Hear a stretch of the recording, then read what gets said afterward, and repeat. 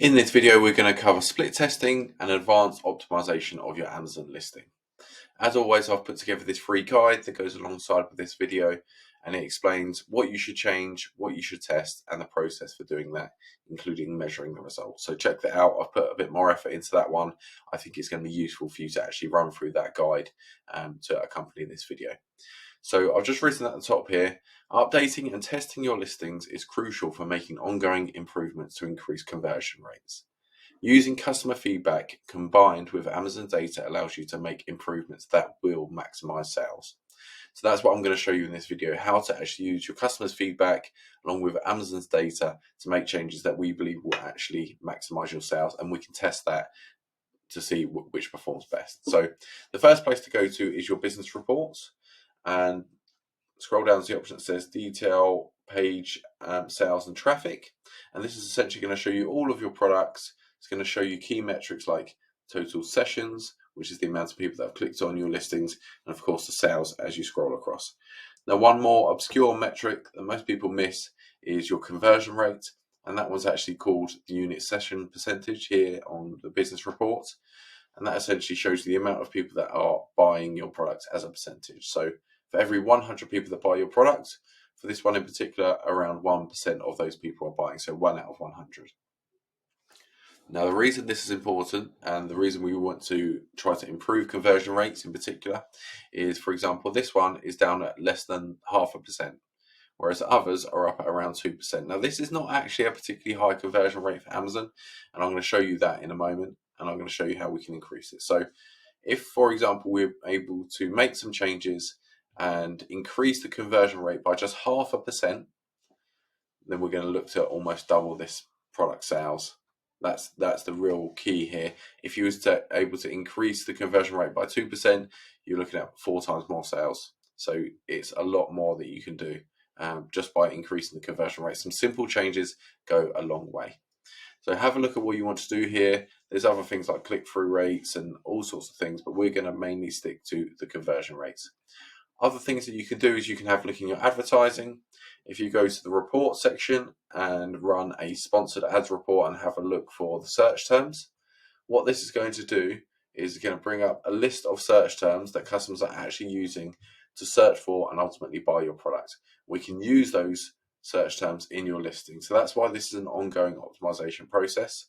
If you can find in your advertising, and I'm not going to cover this because we've got an advertising course that will cover it, but if you can find the keywords that customers are repeatedly using to actually search for and buy your product, you want to add those to your listing to increase your organic ranking and the SEO of your listing, as well as the conversion rates, which we cover here.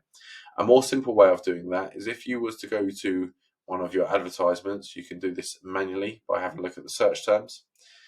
Click on one of the ads. You have to do this one by one. If you do it manually, you can do it in bulk if you run some advertising reports. Click on the ad group that you want to find the search terms for, and then just click here, find the search terms, and what this will do, this will show you the exact search terms customers are using to search for and ultimately buy your product. You can group that by orders, so these terms with the highest orders you definitely want to include in your listing. Now, just to show out what I was explaining earlier about the conversion rate on these terms are 6%, 13%, absolutely fantastic conversion rate. So we know this is a very relevant search term for your particular product. That's the benefit of using the search term reports. And what we then want to do is add those sort of terms into areas such as the title and the bullet points and even the A+ content and the keywords behind it, the back end keywords. Okay, in previous videos, we've identified a keyword list. You can always bring these search terms and add them to your keyword list, and then you can optimize your listing based on those. So here are a few things that you want to change. Have a look at your title, for example. I've got a test listing here of some of the things we could change. So this is the title of the product we've been looking at. If, just as an example, one of the search terms we've identified as being relevant to your product that's converting well is bright water bottles. Okay, so just going to run this first, have a look how many characters you can use, usually up to 200 characters. This one is using 189, so we'll look to see how we could add that in. So What we could do, sports. We could just simply add the word kids in there, and then you've got kids water bottle. You're going to start to rank for that term as well as the term of just water bottle. So that's the sort of thing you want to do. You only want to run one test at a time. And I'm not going to go through how to change the title, how to update the title, because that's covered in previous videos.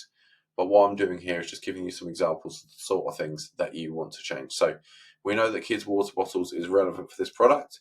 So you could then go into the description, create a new bullet point, focus around this, optimize it for this particular thing, because we know customers are looking for a kid's water bottle.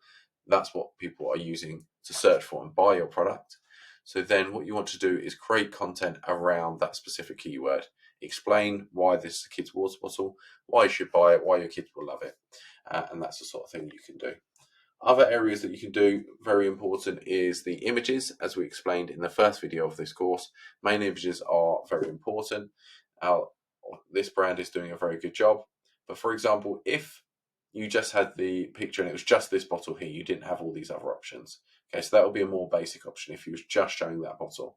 You could then create an experiment or a test to include all of these other bottles as well in the image. And then you could test them off against each other to see which one performs the best.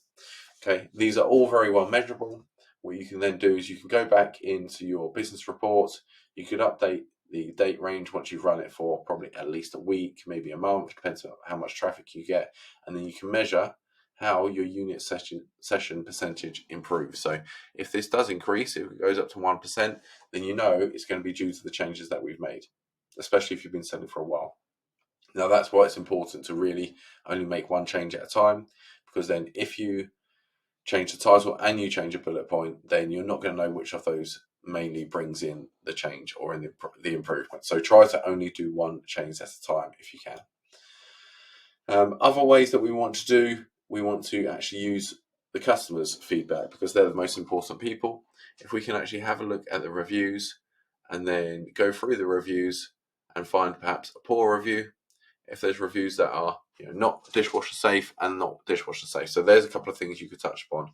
If it isn't dishwasher safe, you could add that into your listing and actually say, look, this is not a dishwasher safe product. So customers are then ultimately, yes, they might not buy, but ultimately your feedback's going to be higher and your customers are going to be happier. On the flip side, you can have a look at some of the positive reviews and find some things in common, some things that customers seem to like. So the motivational time marker and straw, that might be a key feature that is prominent amongst the reviews. You then want to go across to your listing and then just like add that in and really hit on that, explain that, add some more detail around that, and just touch on things that customers seem to like about your product. Okay, so the majority of this is explained in more depth in the split testing guide. So what I would encourage you to do is continue to do that over time, and don't just do it once.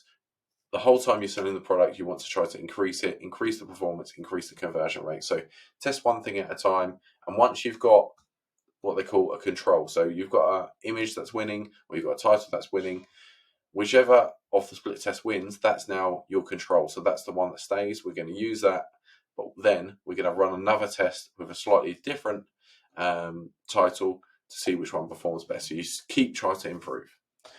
Okay, I hope you find that useful. Go through the guide and combine that with all the other listing optimization points that we touched upon in this course, and you'll continue to improve over time.